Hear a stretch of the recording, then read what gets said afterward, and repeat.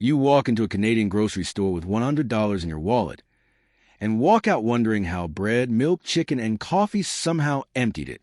No steak, no luxury items, not even a full cart, just a few plastic bags and a receipt that feels almost insulting.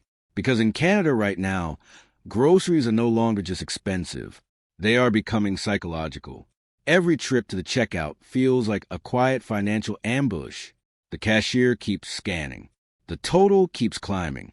And somewhere around $120, your stomach drops. So Canadians started looking for someone to blame. Galen Weston, Loblaws, the big grocery chains controlling most of the market.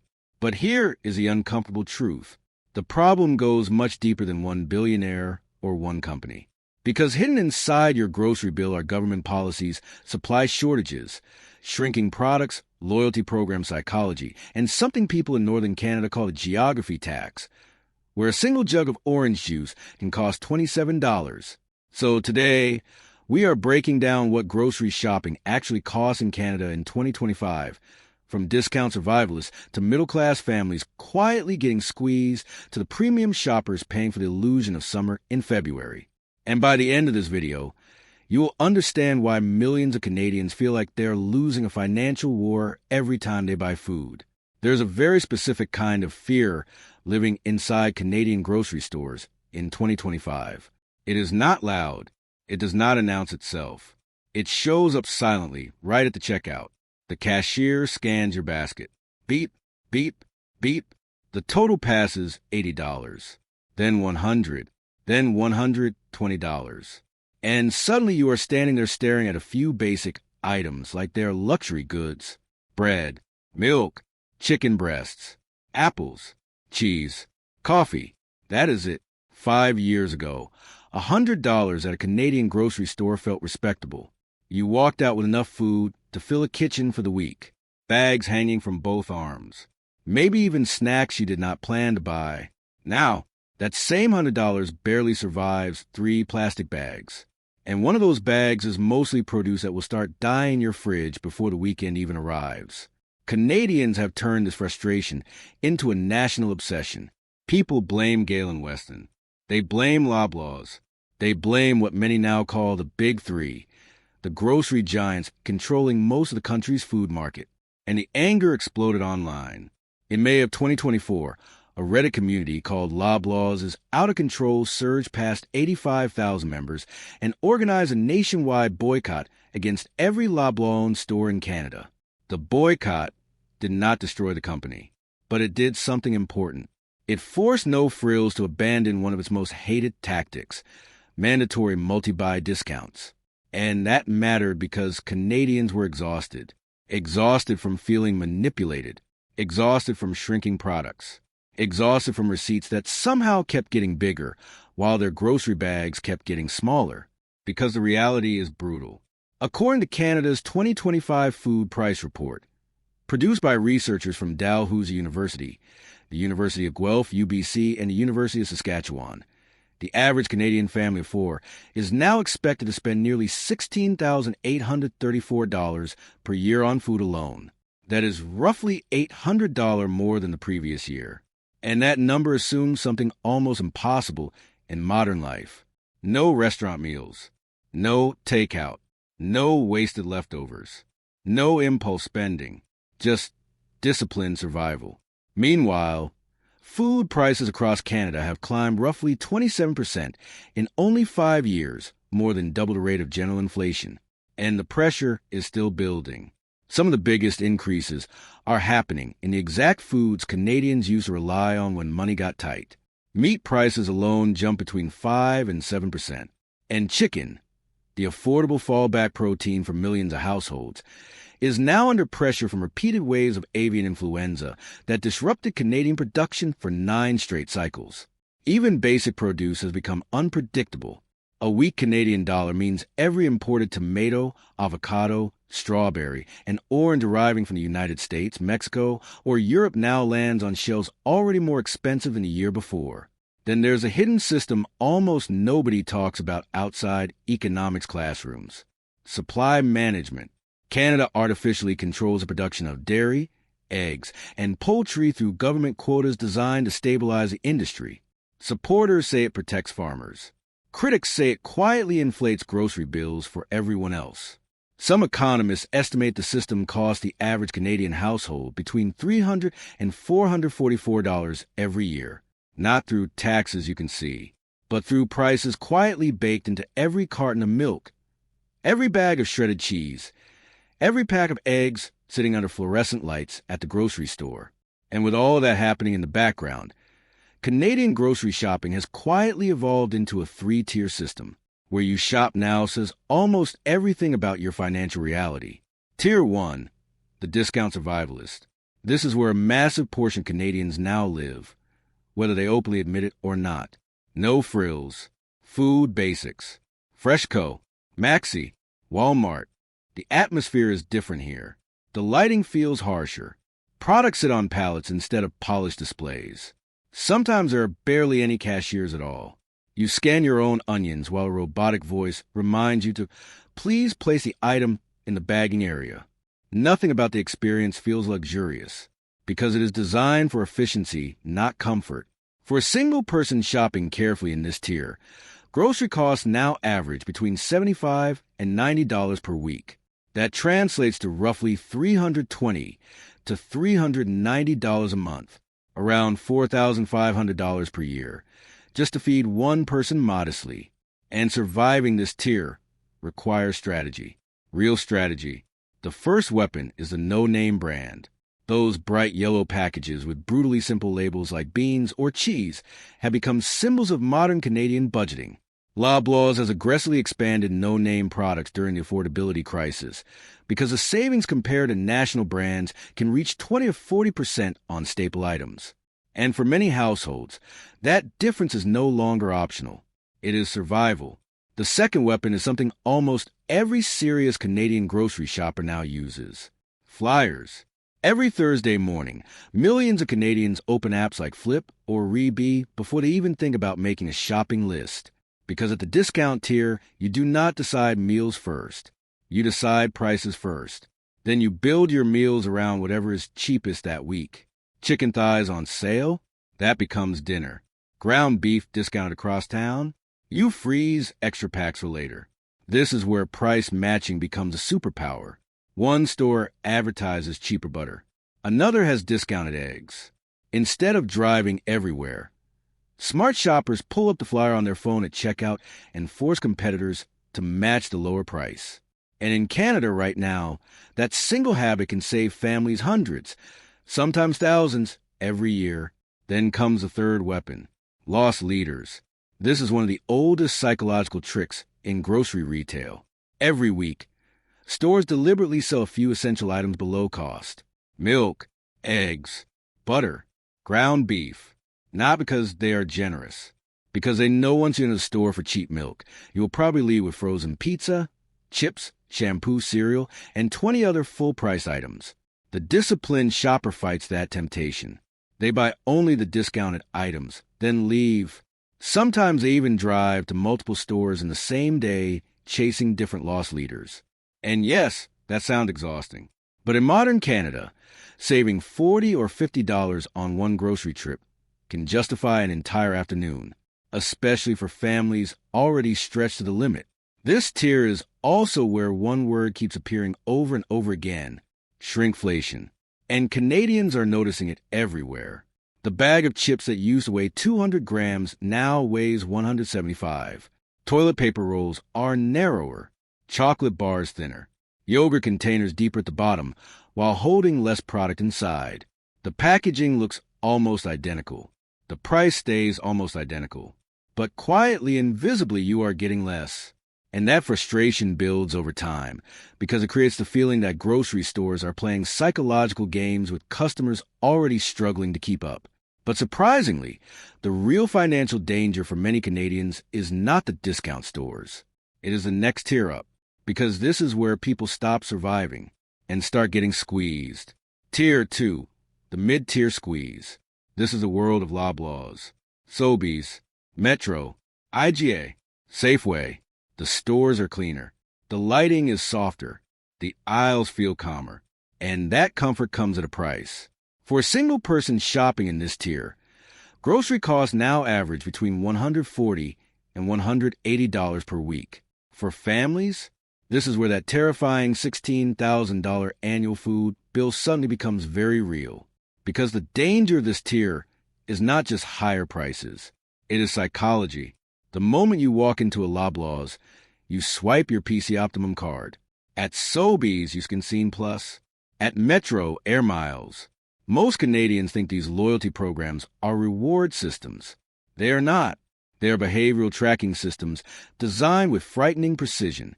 These companies know what you buy, when you buy it, how often you buy it, what brands tempt you, what discounts trigger you. And every week, algorithms generate personalized offers engineered to make you spend slightly more than you originally planned. Buy 3 boxes of cereal, get 500 points. Spend $90 this weekend, get 2,000 bonus points. The rewards feel satisfying, like you are beating the system. But over time, the system is usually beating you. Because while shoppers chase points, grocery prices continue climbing into territory that would have sounded absurd just a few years ago. Butter that once cost $4 now regularly sells between $7 and $9. A whole chicken that cost $12 in 2019 can now hit $22. In some provinces, a 2-liter carton of milk is pushing $6. And this is also where one of the grocery industry's favorite tricks thrives. The multi-buy trap. 3 for $10. 2 for $8. Buy 4. Save 2. Your brain instantly assumes bulk equals savings. But when you check the individual price carefully, the difference is often microscopic. Maybe you save 15 cents. Maybe 20. But you bought more than you needed, and the grocery chain increased your total bill anyway. This exact frustration helped ignite the backlash against Gale and Weston and Loblaw in early 2024. Because while food bank visits were exploding across Canada, Loblaw reported $459 million in quarterly profit, up 10% year over year. And for millions of Canadians, that number felt impossible to ignore. By March 2025, roughly 2 million Canadians visited food banks, double the number from 2019. But the most alarming detail was this. Around 20% of those food bank users were employed. They had jobs. They worked, and they still could not consistently afford groceries. That is the moment a food affordability crisis stops feeling temporary and starts feeling systemic. Then there is Tier 3, the premium shopper. This is the top of the Canadian grocery ladder, a world that many Canadians now experience more like a showroom than a realistic option. Whole Foods, Farm Boy, Pusateries, stores where a simple grocery run can feel less like shopping and more like entering a luxury lifestyle advertisement. At this tier, a single person can easily spend over $250 a week. For families, one Saturday grocery trip can cross $500 before you even notice it happening. And somehow, people still line up, especially at Farm Boy. There's an almost cult-like loyalty surrounding the brand in Ontario and Quebec. Walk into one on a Sunday afternoon, and you will see middle-class families filling baskets with prepared meals, artisan bread, premium produce, organic snacks, imported sauces. A small container curry that costs $6 at no frills suddenly becomes $12, and people pay it willingly, partly because the stores genuinely feel better. The lighting is warmer, the produce looks fresher, the staff feel more attentive. But there is something deeper happening psychologically, something uniquely Canadian. Canada spends nearly half the year frozen. Winter stretches endlessly across huge parts of the country. Fresh local produce disappears. Greenery disappears. Color disappears. So when Canadians walk into a premium grocery store in February and see perfect strawberries, glossy tomatoes, bright herbs, tropical fruit stacked like summer itself, they are not only buying groceries, they are buying emotional relief. They are paying for the illusion of warmth, the illusion of abundance, the illusion that winter has temporarily loosened its grip. That is the freshness premium, and it is one of the most powerful forces in Canadian retail, because premium grocery stores are not just selling food, they are selling atmosphere, mood, escape, a tiny psychological vacation, hidden inside fluorescent aisles and refrigerated shelves. But as expensive as premium grocery shopping has become, the cruelest food prices in Canada are not found in Toronto or Vancouver. They are found at the very top of the country. Nunavut, the Yukon, the Northwest Territories, remote northern communities across Quebec and Labrador, places where grocery shopping stops feeling expensive and starts feeling surreal. In 2025, the Nunavut Food Price Survey found that a grocery basket costing roughly $132 in Ottawa averaged close to $199 in Nunavut. In some regions, it climbed even higher, over $204 for the exact same essentials. And those are only the averages. The individual item prices can look almost unbelievable to Southern Canadians seeing them for the first time. In the remote hamlet of Grisefjord, residents photographed a single jar jam selling for $35, a jar of pickles for $66, a six-pack of applesauce for $58, and in Iqaluit, a 3.5-liter jug of orange juice has been spotted selling for $27. The exact same jug costs under $8 in parts of Ontario. Milk becomes even more shocking. In some northern communities, for liters can approach $30. And this is not because stores are trying to create luxury pricing. It is geography, planes, shipping routes, ice roads, fuel costs, storage limitations. Everything becomes harder and dramatically more expensive once you move deep into Canada's northern regions. Residents there have a name for it, the geography tax, because living in the north means paying 2, 3, sometimes 4 times more than Southern Canadians for the exact same food. Even with government intervention, Canada operates a federal subsidy program called Nutrition North Canada, which provides roughly $134 million annually to help offset shipping costs for northern grocers. But many residents argue the savings barely reach store shelves. And criticism has become so widespread that an independent review of the program is expected to release major findings in 2026. Until then, northern families continue carrying one of the heaviest grocery burdens in the entire developed world, especially painful in regions where food insecurity is already dangerously high. In some communities, federal data suggests between 20 and 50% of residents struggle with reliable food access. Think about that for a second. Half of a community worrying whether basic groceries will remain affordable, not luxury products, not restaurants, food.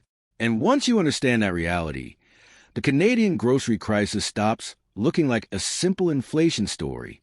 It becomes something bigger, a structural problem, a system where geography, corporate concentration, government policy, global supply chains, and consumer psychology all collide inside one shopping cart, which raises the biggest question of all. What are ordinary Canadians actually supposed to do now? Because if the major grocery chains are not lowering prices, if supply management is not disappearing, if the Canadian dollar stays weak, then the only realistic option left is adaptation, learning how to outsmart the system itself. And surprisingly, a few strategies are consistently helping Canadians fight back. Not perfectly, but enough to matter. Rule number 1, shop the flyers, never the aisles. This sounds simple, but it completely changes the psychology of grocery shopping. Most people walk into a store first, then decide what they feel like eating. That is exactly what grocery chains want, because impulse spending is where massive profits happen. The smarter approach is the opposite. You check the discounts before leaving the house. Use Flip, use Rebee, use your PC Optimum offers. Then build your meals around whatever is cheapest that week. Chicken is discounted? That becomes dinner.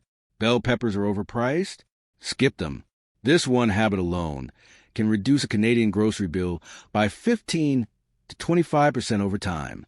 Rule number 2, ignore the multi-buy trap. If a sign says 3 for $10, slow down. Check the unit price carefully. Because most of the time, grocery chains are not rewarding efficiency. They are rewarding overconsumption. You buy more food than you need, spend more money than you planned, and often waste part of it later. The industry spent decades training shoppers to associate bulk with smart. But in many cases, buying less is a smarter financial move, especially now. Rule number 3, use flash food and too good to go. These apps have quietly become survival tools for thousands of Canadians. Flash food partners with major grocery chains like Loblaws, No Frills, and Real Canadian Superstore to sell food approaching its best before date at massive discounts.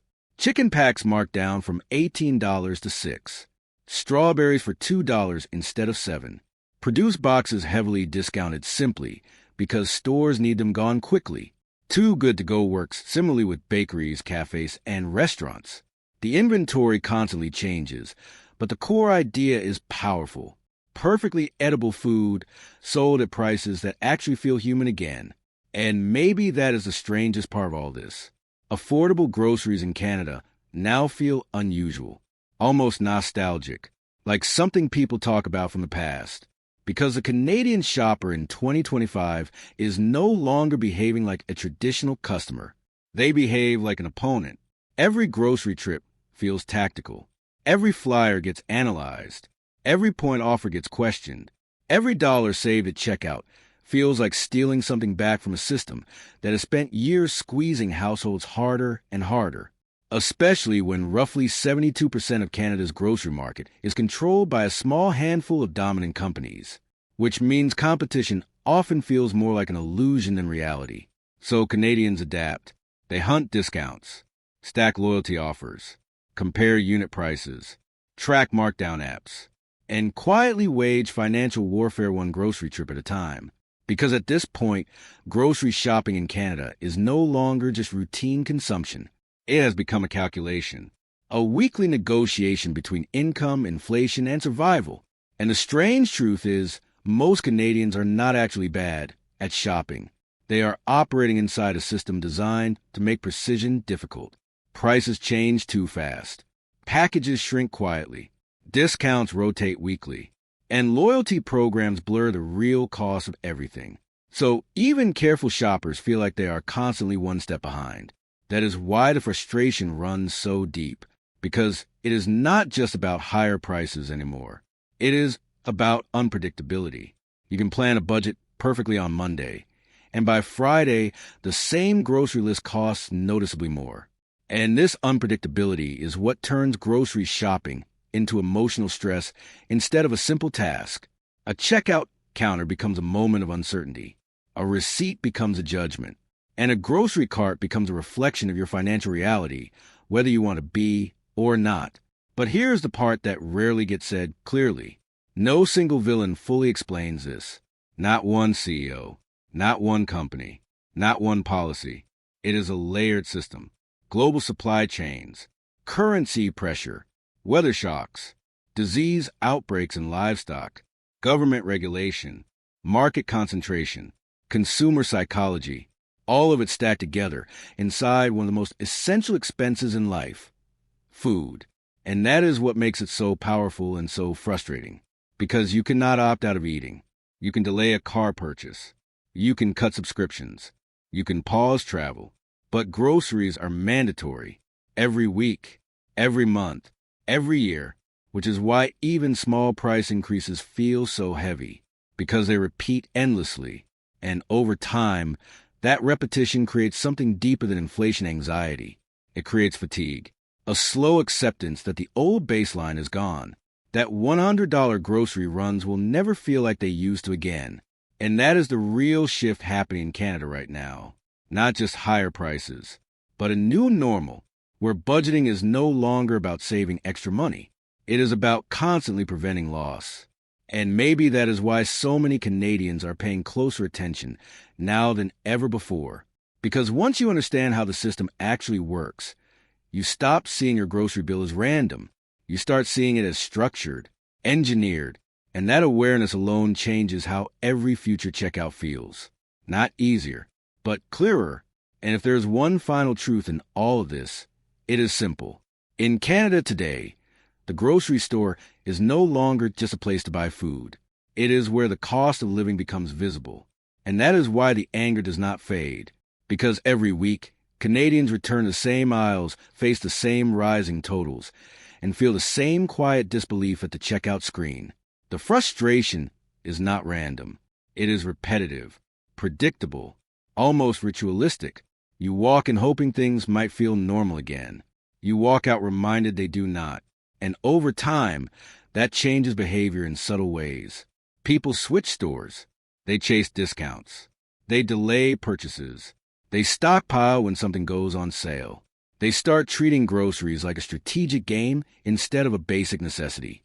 Not because they want to, but because the system pushes them there. And that is the final contradiction. At the center of all of this, food is the most essential purchase in life. Yet in Canada, it has become one of the most psychologically complex. A space where economics, emotion, and survival all collide in the same moment at the same checkout counter. And maybe that is why the reaction online has been so intense.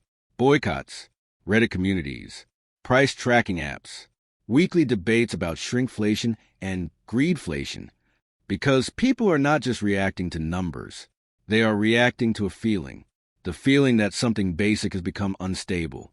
So when Canadians talk about grocery prices in 2025, they are not just talking about inflation statistics. They are talking about trust. Trust in pricing. Trust in fairness. Trust that basic needs will not quietly drift out of reach. And once that trust starts to weaken, every receipt becomes a reminder of it. Every checkout beep becomes part of the same story. Beep, beep, beep, until the final total appears. And you are left standing there, doing the only math that matters anymore. Not how much you saved, but how much more you just lost compared to last year. That is the reality of Canadian grocery shopping in 2025. And the real question now is not whether prices are high. It is how long people can keep adjusting to a system that keeps rewriting what normal costs. If this opened your eyes, subscribe for more breakdowns like this. And I'll see you in the next one.